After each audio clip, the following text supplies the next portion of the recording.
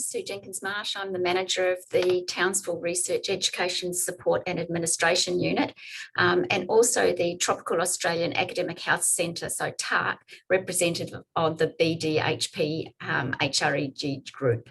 So I'm just going to give you a little bit of an overview of TAAHC. So TAAHC is an NHMRC Centre of Innovation and Regional Healthcare, and is made up of a collaboration of the 5 hospital and health services in North Queensland. So Cairns and Hinterland, Mackay, Torres and Cape, Northwest, and Townsville, and in collaboration with the North Queensland Primary Health Network, James Cook University and Australian Institute of Tropical Health and Medicine.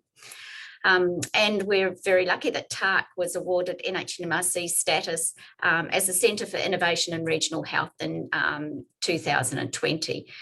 So we're a newly established group, but working really well together for the benefit of our patients up in North Queensland.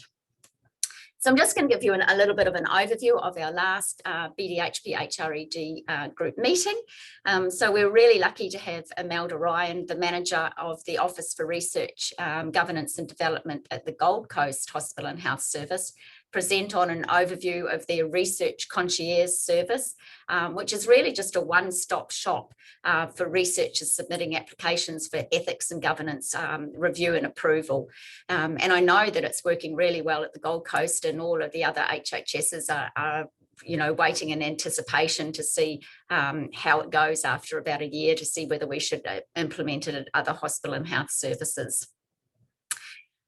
The BDHP Ethics and Governance Training and Education Working Group will shortly be surveying stakeholders on your education and training needs. So be prepared to get an invitation to actually give input into what your education and training needs are for research ethics and governance.